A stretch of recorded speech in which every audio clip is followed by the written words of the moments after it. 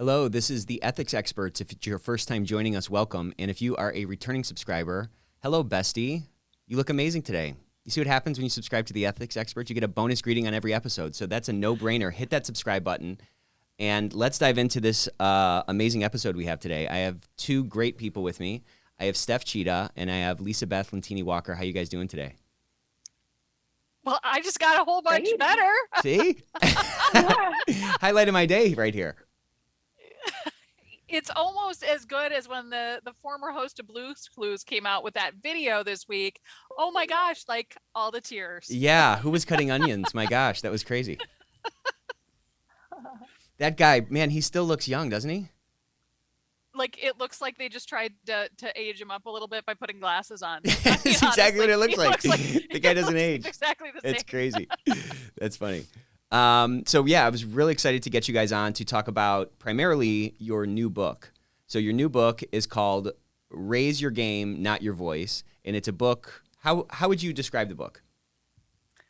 So the way I would describe the book is what we wanted to accomplish here was to give everyone what felt like a best friend type of experience where they had a resource that was in their corner and at their fingertips that they could use again and again and again to be more effective in influence. And influence is key. Yeah. It's right like now. the game. Yeah. So what we did was we came together, two people in very different professions, compliance and legal and communications, and we had such a wonderful working relationship that I was like, wait, there's magic here. There's magic here. And we knew that we both independently wanted to be authors.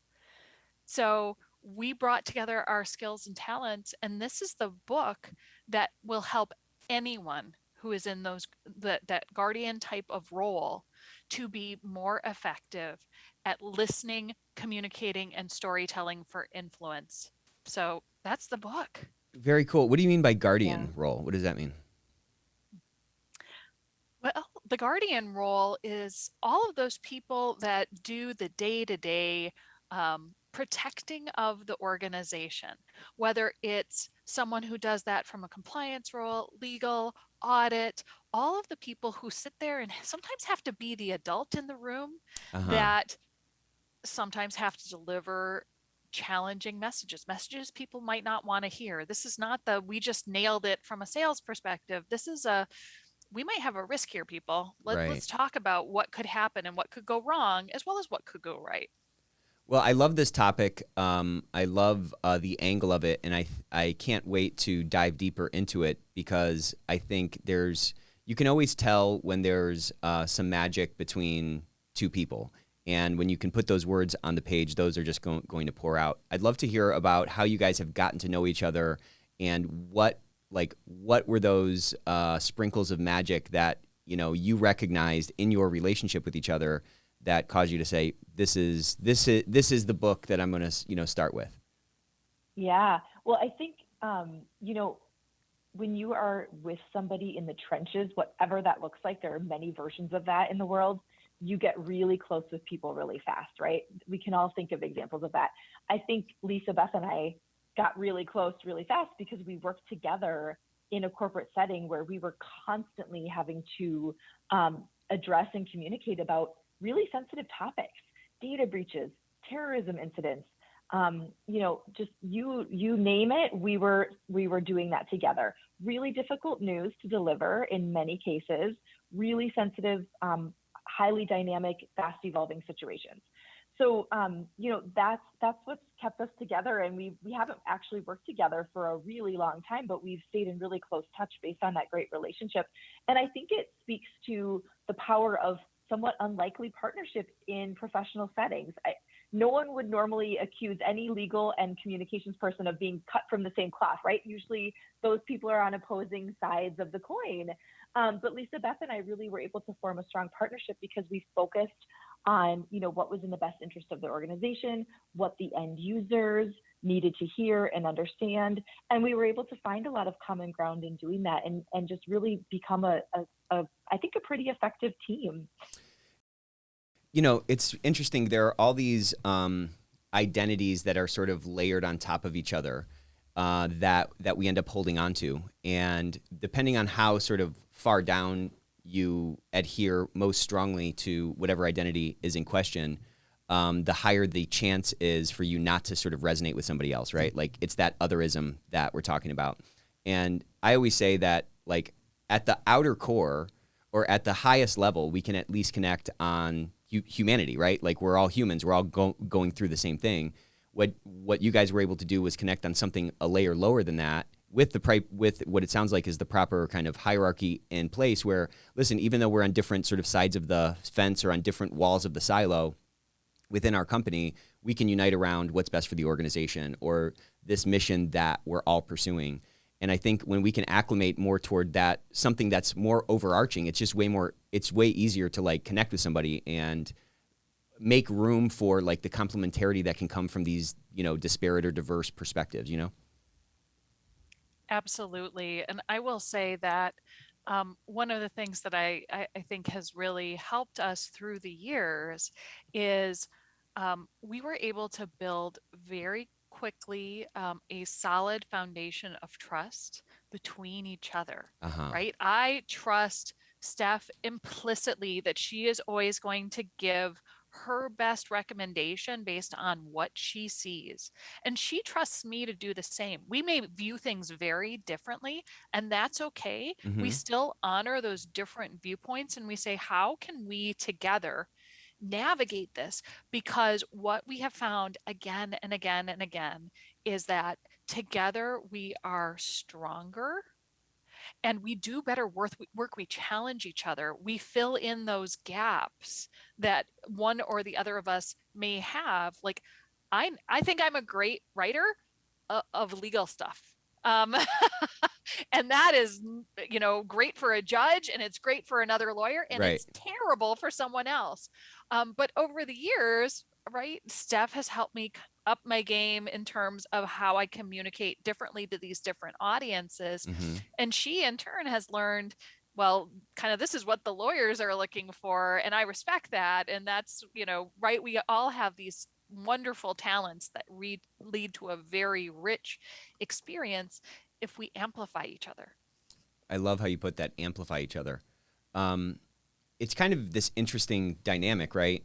Like in our normal, there's this weird dichotomy in our lives, or in many people's lives, between like their normal life and their work life. And in your normal life, you do all the normal human things. You make connections with people easily, and you lead with empathy.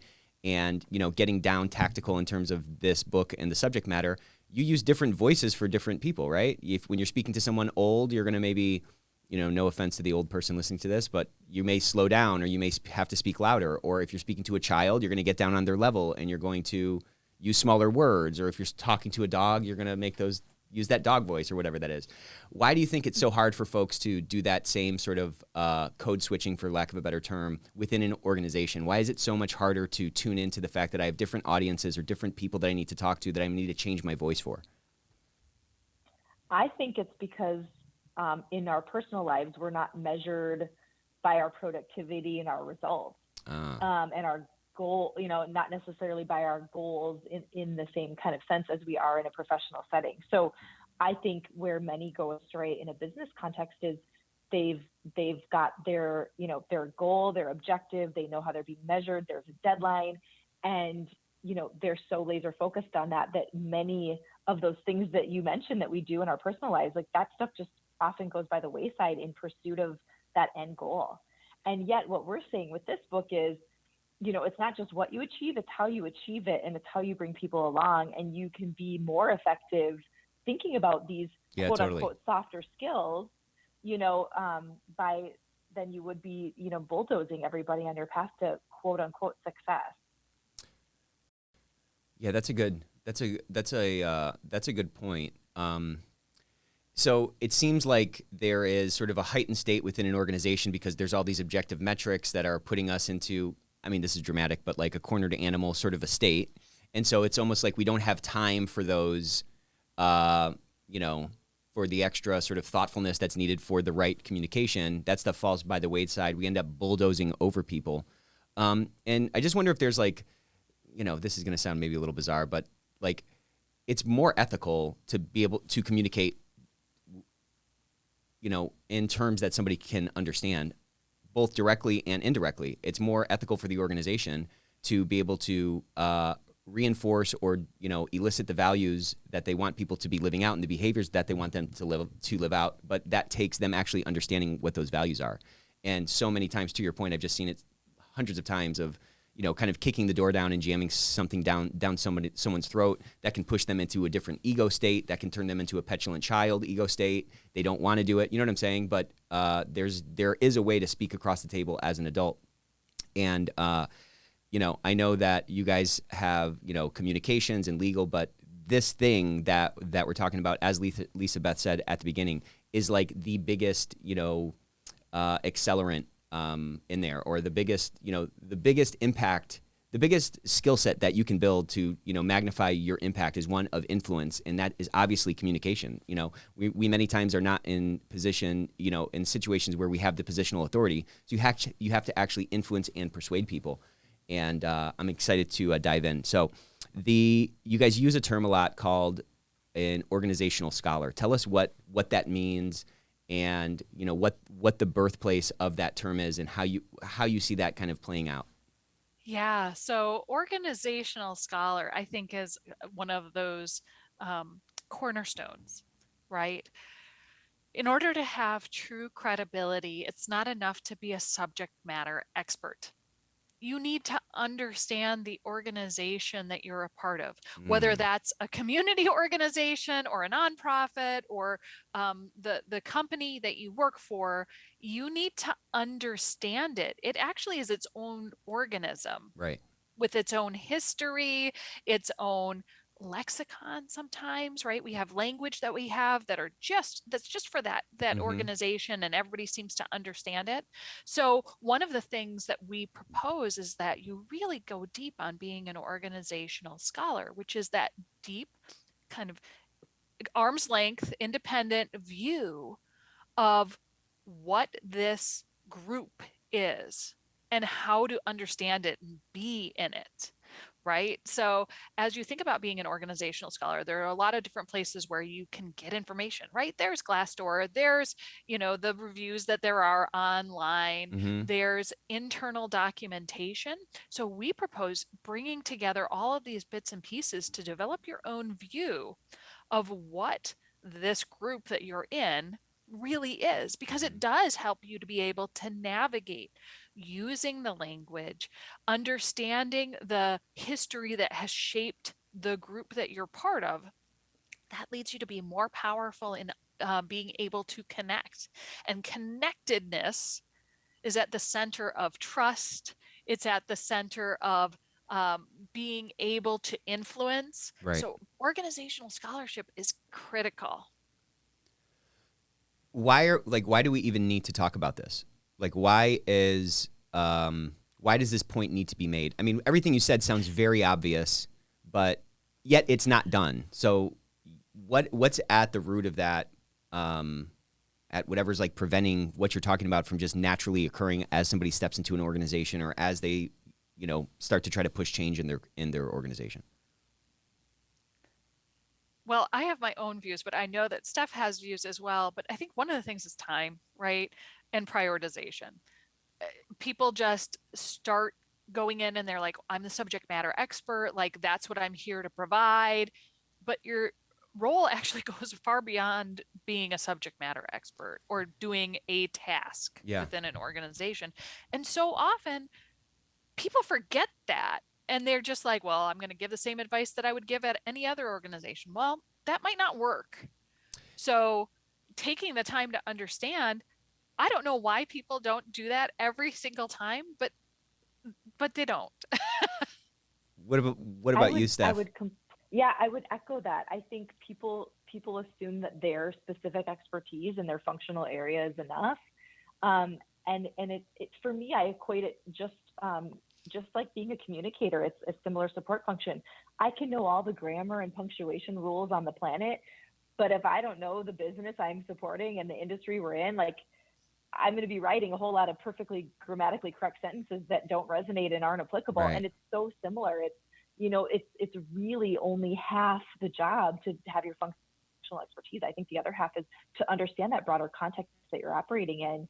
One of the other things I love to call out about Organizational Scholar in particular is then even if you've done that, say you've done what we're recommending here, it is not enough to have all of that knowledge for yourself and hoard it for yourself. It's all about sharing it with others. And being seen as that go-to resource within your organization. One, it's the right thing to do. Two, that is what will increase your profile. Keeping that to yourself does nothing, but sharing that with others makes you that go-to person and that true expert. And that's really what we're coaching people to do through the book. Yeah, and if we're not communicating, then all this knowledge just sort of sits in one person's brain. Nobody else can get the benefit of it. As you guys were kind of talking through this, I was just kind of thinking about somebody trying to push change in their organization as a farmer, and they're like, I got to get these seeds in the ground. And it's like, well, you have to till the ground first, and you have to make sure like the soil is good to go, and you got to make sure it's all kind of lined up properly, or you putting those seeds out it's not going to do anything. You're not putting the seeds out for the sake of putting the seeds out. You're putting the seeds out to get some kind of a harvest, right? And I think folks seem to focus, maybe subconsciously on, I just have to get this off my plate. I have to get this to-do list, this item off my to-do list done. I'm the subject matter expert. I just need to dump them on these people. But it's kind of akin to just kind of throwing the seeds haphazardly wherever. And when there's not that care that goes into it, there's so much wasted effort. There's so much division that ends up driving in, between groups in an organization, and even like resentment. How have you seen this kind of go wrong when someone hasn't taken those steps to till the ground, so to speak? Well, I will tell you, I love the analogy. And the other part of the analogy before we completely step away from it is you have to actually continue to water Great point. these plants, right? Which is why an organizational scholar isn't a one and done. You don't just figure out everything about the company and then you never have to look at it again. Right? Companies are evolving constantly. This is a practice. It's not a task. Right. But I will tell you, when people don't connect their messaging with the organization, I've seen it go wrong a million ways. And I'm sure Stef has a million more ways, because it's a little bit like, well, what happens if a tree falls in the forest and no one's there to see it or to hear it, right? Does it make a sound? Well, it really doesn't matter, right? If no one's there to hear it, who cares? Right. And that's the same with your message. If no one is listening to your message and you don't have the credibility and you don't connect it with something they care about, your message stinks. It doesn't matter. So in order to make sure that you get the organizational change that you're looking to have, you need to have the message be connected, be timely, resonate, etc. And that's critical. Or you can have the best message ever and nobody's going to hear it. Yeah. We talk to our sales folks about this a lot, particularly our sales development folks. As we're trying to grow our business, we're reaching out to people and so forth. And, everyone is very busy, and everyone's probably bombarded with a lot of other people trying to get their attention and so forth. So when somebody doesn't get back to us, or they don't return our call, or they don't return our email, it's not because they're a jerk. It's not because they hate us or some other like nefarious thing. It's because we weren't compelling enough. We didn't write something compelling enough, or we didn't understand the pain point enough, or we didn't, craft a set of words that was resonant enough with the person that we're targeting. And to your point, it fell flat. In that type of a role, there's a ton of iteration. Like there's a ton of data points for it, so you can kind of hone in on, okay, is this resonating or isn't it? In some of these other kind of internal communication roles, the tempo of those beats of communication are so much more sort of spread out. It sometimes gets harder to understand that, like, this is really a resonation, this is really a resonant problem, or this is a messaging issue. This is not necessarily the message itself. It's how I'm messaging it, or how I'm delivering it. And I'm sure you've seen, and maybe, tell me, I'm sure you've seen people go through their whole careers never really getting this light bulb turned on, this internal kind of connection, persuasion, influence light bulb turned on. And that's a ton of wasted talent. You know what I mean?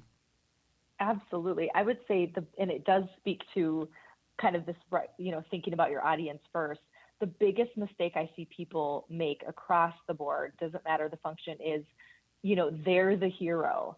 It's about them and what they have to say, and they just assume people are sitting around waiting to hear it. Yeah. Right. And it can be very subtle, really, in how they write. But I hate to say it, but nobody is sitting around waiting to hear what the compliance department has to say, or anyone else for that matter. So it has to be that we make the end user, the person we're trying to reach, they are the hero, and we come alongside them. We're the guide. We're there to help kind of, position our information. It's all about them and how we're helping them accomplish what they set out to do. And that's when they're going to hear it. And it's just a completely fundamental shift in thinking that is really hard for many people to adapt. Why is that so hard? Because what you're describing is almost like the hero's journey and positioning that toward the person that you're trying to get at. So why is that so tough? We watch movies all the time. We live in stories all the time.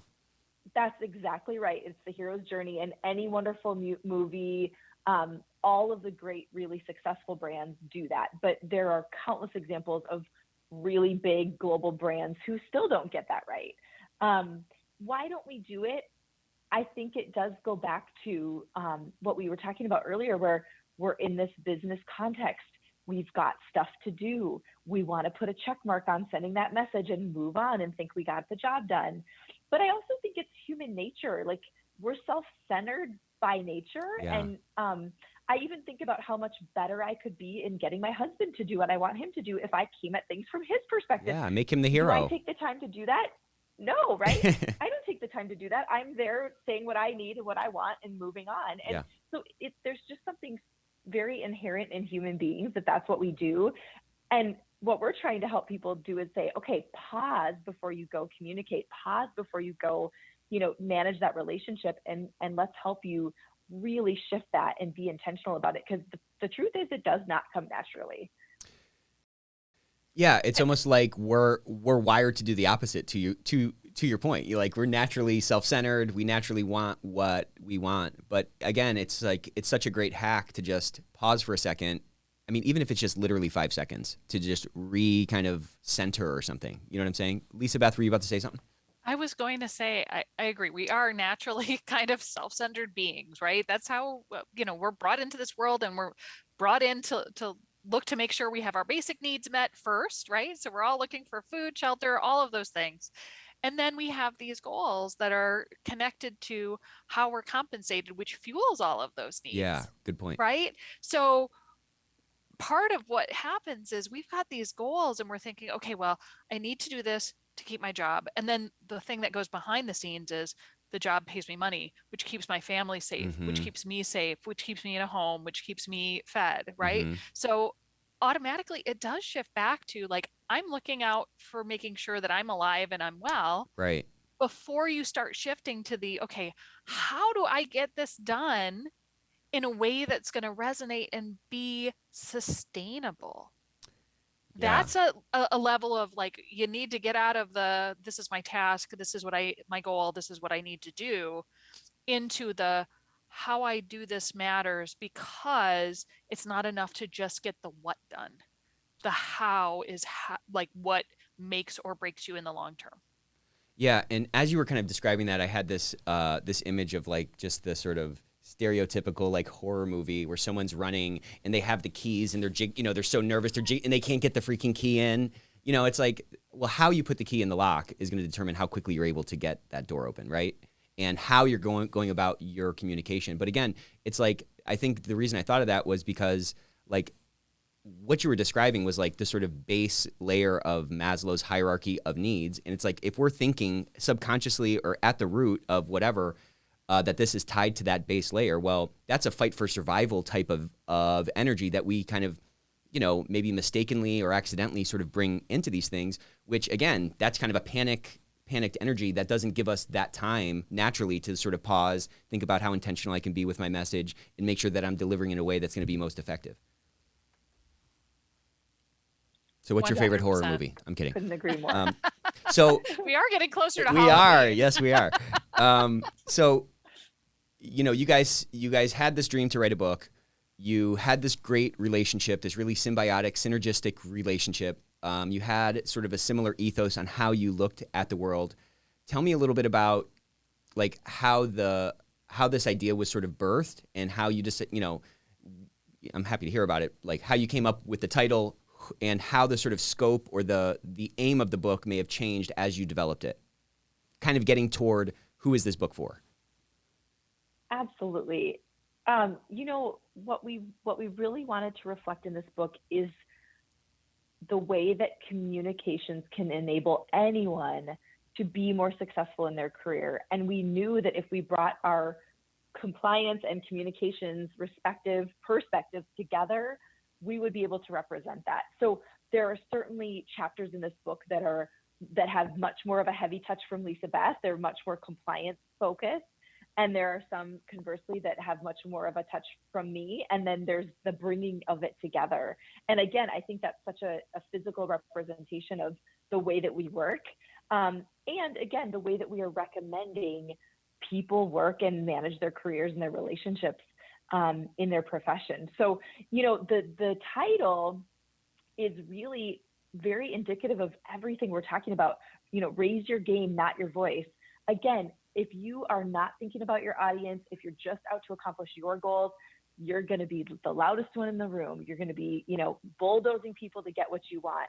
And this is about looking more holistically at the way that you conduct yourself. It's raising your game. People will want to listen to you because of your influence and because of how you look after them and their needs. You won't need to raise your voice. Yeah, Obi-Wan Kenobi never had to raise his voice to Luke Skywalker. No. You know what I'm saying? And, the other thing about the title that I love, and we have to thank our publisher for at least the beginning part of the title, because it had a different working title. But the other part of the title that I love is that what I have perceived for a long time, especially in the compliance and ethics space, is that there has been a premium placed on uber extroverts. And I am an extrovert. I love being an extrovert. That's just who I am. But I don't think that historically we have given enough credit to voices that are not as loud. And so for me, it was really important because I think that there are so many people that are operating in the compliance and ethics space that don't have, jazz hands and spotlight on me and really loud voices, who are doing incredible work. You don't need to be an extrovert to be in this profession at all. And so that was why I loved the title, and I thought it really would resonate with a lot of people. So you don't need to be an extrovert at all, but you do need to what? Buy the book. No, I'm kidding. Do buy the book, but you need to do something, right, to raise your voice. Not raise your voice. I'm sorry. But you need to do something to develop a counterbalance to what your natural tendency is. And Absolutely. What do you think those things are, or how have you seen people kind of go through that J curve who are maybe way introverted, but after some coaching with you or after learning some tactics, they've become increasingly effective despite that personality trait? So with people who are not natural extroverts, right, there are different skills that are cultivated over time, right? When you have someone who doesn't like to talk to people, there are lots of ways to communicate without having to be giving speeches, without having to be standing at the front of the room doing all these different things. Those are all, fine things. But one of the things that Stef focuses in on, particularly, is landing your message in 7 different ways, 7 times. And being an extrovert, great. So you can, you like talking to people and you're out there and you feel comfortable in front of crowds, whatever that extroversion, is for you. But those are just some of the tools in the toolkit. There are so many others. And it's really important to value all of those other means of connecting with people meaningfully, whether it's through written word, through things like podcasts, through, different events, through all of these different ways that people learn and grow and connect. So that messaging can show up in your training. It can show up lots of different places. You don't have to be an extrovert to land good communications. That's a great point. Anything to add to that, Steph? Yeah, I mean, not to sound like a broken record about the audience first, but really it's the crux of all communication. And if somebody is communicating to me and I know that they get me, they're trying to relate to me, they're putting my needs first, they don't have to be loud. They Mm-hmm. can be as quiet as they want, but I feel heard. Conversely, if somebody's just coming at me with their agenda and their message, and especially if they're being loud about it, what a turnoff, right? So I think, smaller, quieter voices can absolutely be uh, really powerful weapons in communication. For me, it's all about the content of the message. And of course, the delivery does matter, but if that content is wrong, I don't care how you serve it up to me, I'm not taking it. Yeah, I like that. It seems like you know, introverts may look at extroverts and think, oh, these people are just better communicators than I am. But kind of to your point, like just because somebody likes to talk doesn't mean that they're good at talking. Just because someone is comfortable in front of the room doesn't mean that they can necessarily deliver the right message and so forth. That ends up that, willingness to step in front of the room or somebody who doesn't appear to have anxiety seems to be a perceived strong force in somebody being a good communicator. But to your point, it's actually those like more hidden things, those things a little bit below the surface that actually determine whether somebody's a good communicator or not, And I think, to kind of circle back to where we were before, why don't people implement this when they're willing to kind of go on the same level as the child in the workplace? People just oftentimes forget. They're like, oh, we're all adults, We're we're all all adults. working Yeah. people, right? But there is so much more nuance to that, right? Mm-hmm. There are cultural differences, there are office geographic differences. There are so many different things that we could do to make lives easier and to connect better to people. Taking a little time to understand that makes you a better practitioner of anything you do. So let's dive into some of the psychology of it because you're exactly right. Taking a little bit of intentionality, sprinkling, seasoning your dish with a little more sort of purposefulness, slowing down a little bit, actually ends up saving a lot of time. But let's talk about some of the psychology that's embedded in this book and the approach and your overall sort of thesis driving behind this work that you guys put out. So we have actually quite a bit in there about brain science and about how people digest information and what gets triggered in the brain, particularly around storytelling. Storytelling is one of the most powerful tools that a person can have. It has been around for millennia, and there's a reason for that. Human beings connect really well with Right. stories. We can see ourselves in it. We can practice outcomes. So there's a bunch of information in the book around that. And then one of the other techniques that we put in there is associated with motivational interviewing. And what is motivational interviewing? Motivational interviewing is often what would happen if you were just diagnosed with diabetes, right? You know you need to make some life changes, Mm-hmm. but saying, you know, eat fewer carbs and less sugar is a non-starter. No one changes because of that. And that's one of the things that I think we need to recognize in compliance and ethics. Just telling people the right answer and what they should be doing doesn't change behavior. Right. Motivational interviewing is about getting people to see what's in it for them and connect with their why associated to an outcome. Okay. And that's where I think there is magic, because if it's, don't bribe X, Y, and Z, like everybody's like, okay, I don't bribe. But then when it comes down to it, they may find themselves in a situation where they'd consider it. Mm-hmm. If you get to that deeper purpose and meaning and make it meaningful to them, there's your magic. So let's get tactical and double click on that because there's a ton of magic in that when you can again understand what's at the core of someone, that why. How would this motivational interviewing, arrow be pulled out of the quiver and actually fired? Like how does it actually work, or what's a situation or an example of that in action?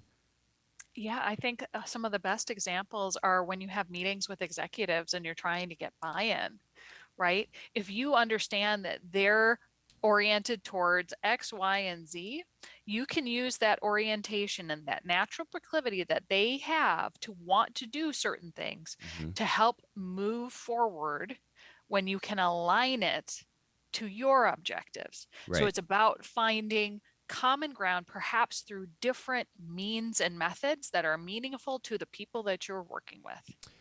Um, and how do you uncover those things? I mean, what we're kind of talking about is a discovery process. And I guess I had been kind of thinking about it across like an organization. You're talking about it kind of getting buy-in from the top.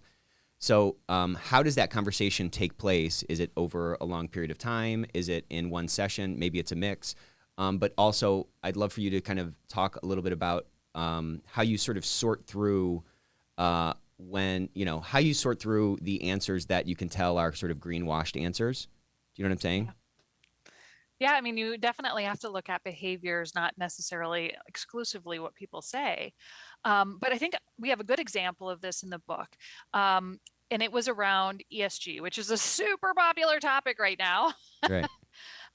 And when I was first at Best Buy, and that was like a decade and a half ago now, we were embarking upon our first sustainability reporting, or at the time, I think it was corporate social responsibility, which is kind of an out of favor term now.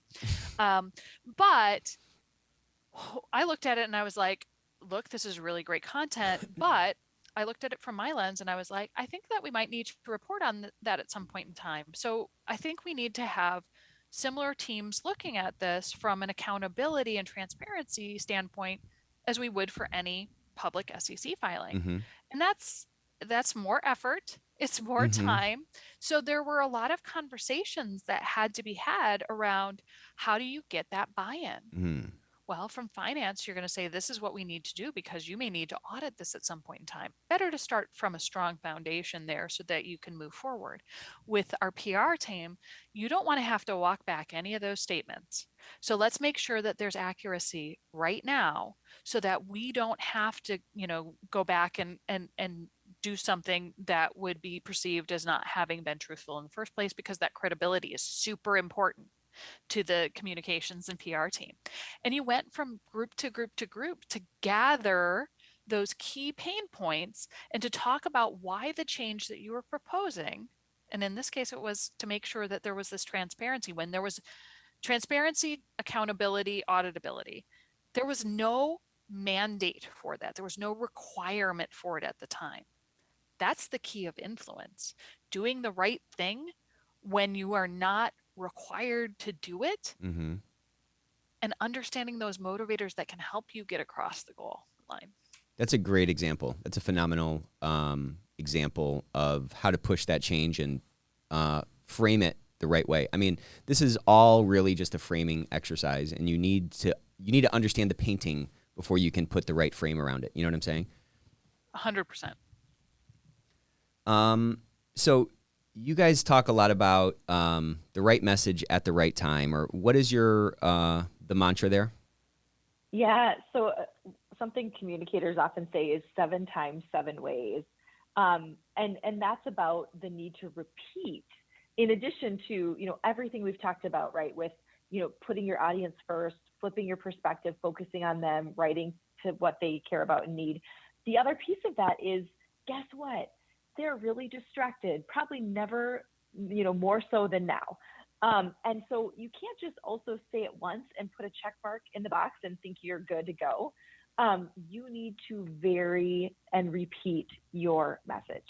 And the biggest misconception with that is, well, gosh, if everyone's already distracted and there's just everything is so noisy, am I not just adding to the noise by repeating myself? If you don't do it well, yes, you are. But what we talk about in our book is the art of varied repetition. So it's, kind of having those core key messages, the core things that you're trying to communicate that are already audience focused, and then figuring out how do you serve those up in different ways to get people's attention. Maybe it's different channels, right? We've covered many of them. Maybe it's a shorter snippet in social media and it's a longer blog and it's this and it's that.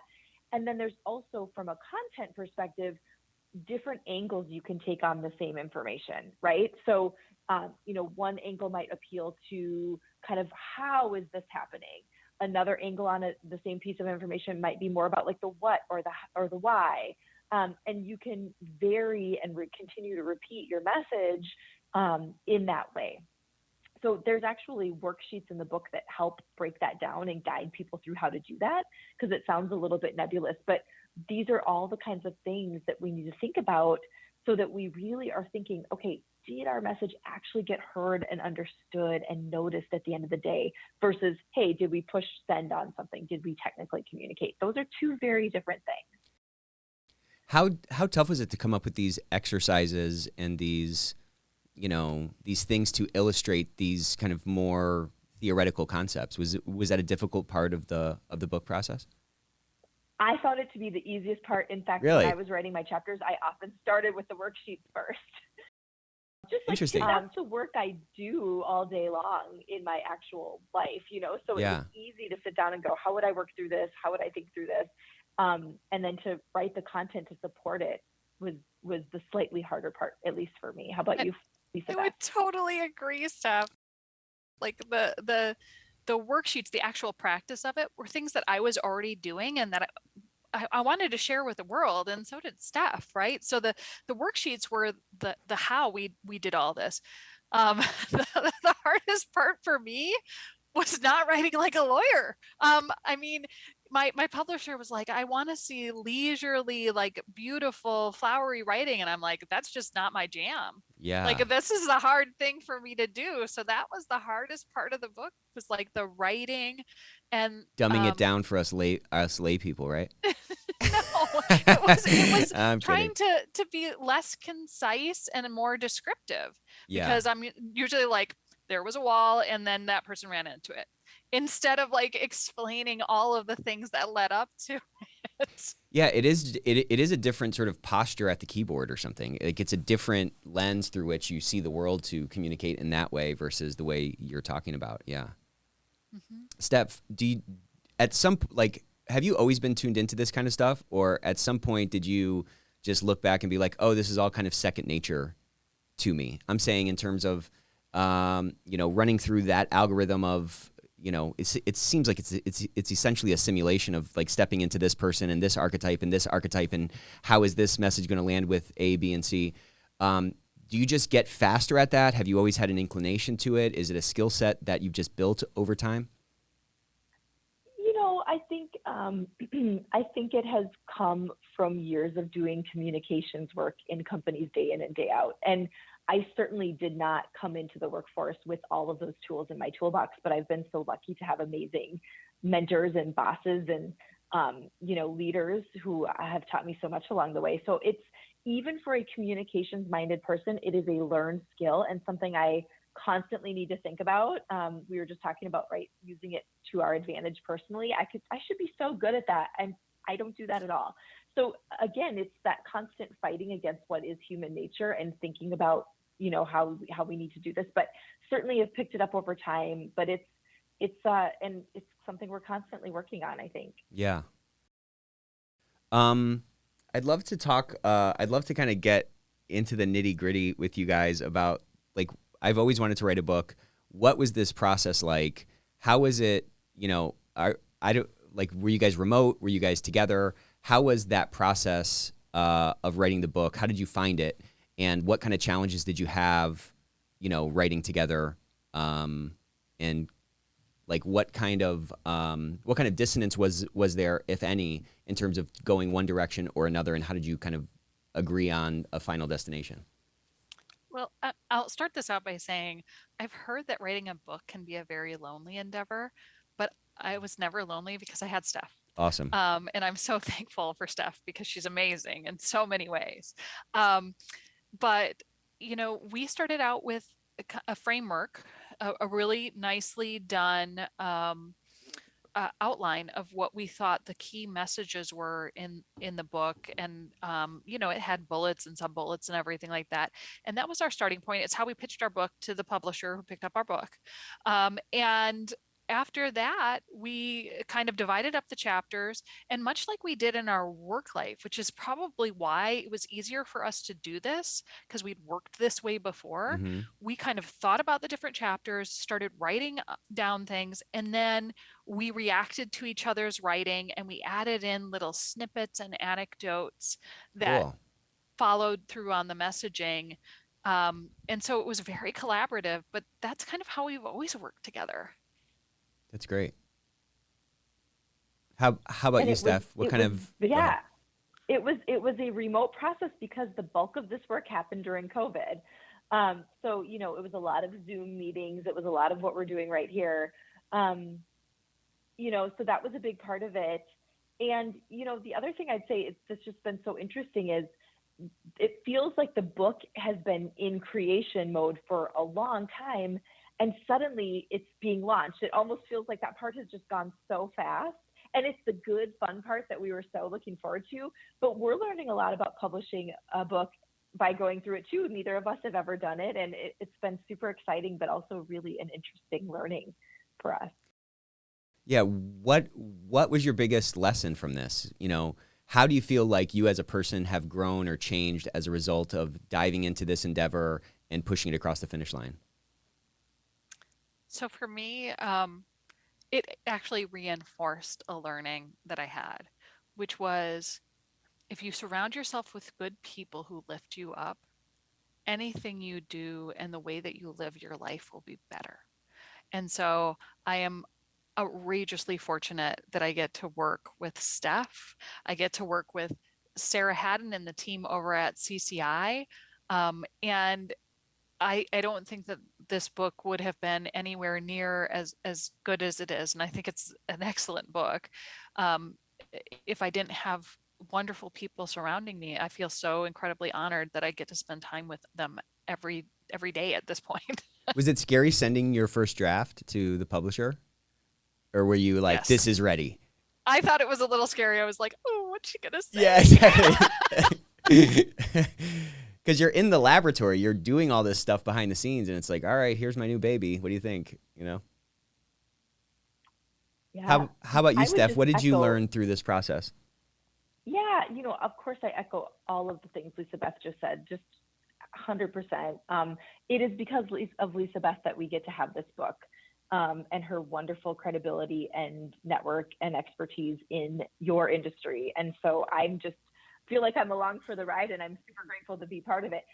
One thing I would say I've learned, and it's like I know this, but I forget it, right? Is Mm-hmm. so one of the challenges of writing this book was making time to write this book Mm-hmm. because both of us were super busy with client work and the stuff that's urgent, right? That pays the bills, right? This, today. And so for me, it was a good reminder of some of the most important things you do are not the most urgent on your plate on any given day, Mm-hmm. but you need to, and that could be true of networking. I mean, so many examples of that, and we know it. And yet I personally am really guilty of letting that urgent to-do list kind of snuff out a lot of the stuff that Totally. I know is more strategic and more important. And so, man, if we would not have at some point made this the most urgent thing on our plates and gotten it done, it would have never gotten done. And we wouldn't be getting to have this conversation with you and getting to put this work out into the world, which is such an incredible piece of work. And it's an amazing thing we get to be part of. And again, it was never the most, hardly ever until we made it so, just never the most urgent thing on our plate. So for me, it's just a reminder of really looking strategically at what I work on and where I focus and keeping that bigger picture in mind. I love it. Let's do a little vision casting as we start to wrap up here. Let's say everyone reads the book. Everyone, I'm saying. Everyone reads the book. We're 5 years in the future. How is our world different? Oh, that's some big vision casting. Yeah, Um, let's go big, you it- know what I mean? so I think if everybody reads the book and really everybody actually practices what we talk about in the book, I think we end up with a better, more caring, more connected society. That's what I think. I think that we communicate in ways that make a difference to people and that behaviors are changed because they get it. I If we love could that. connect with higher purpose all the time, I think that we have a better life. Yeah, and so many conflicts in life are really miscommunications.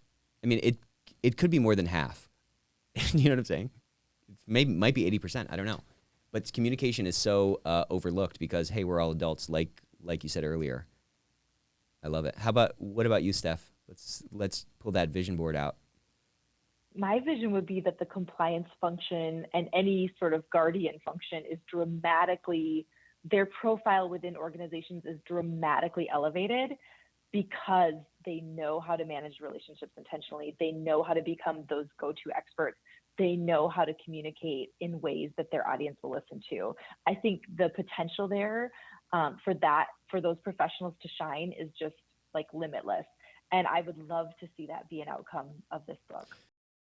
You know, when a lot of these guardian positions were created, they were like the caterpillars, and they've been sort of in this cocoon, and really blasting out of this cocoon and being this butterfly is going to be based on the kind of communication that we're able to drive and the kind of influence we're able to drive in our knowledge work organizations. You know what I'm saying?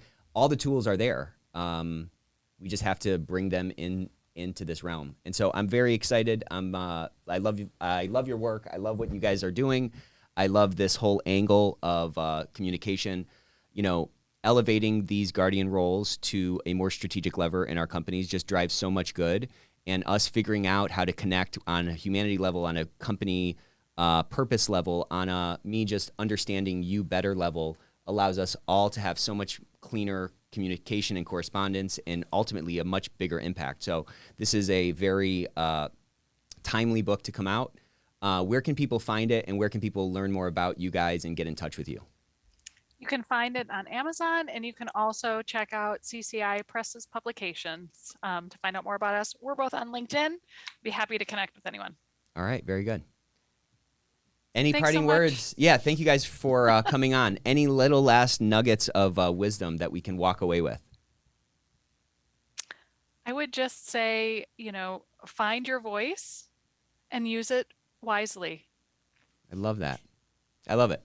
Steph, Lisa, Beth, thank you guys so much. Until next time.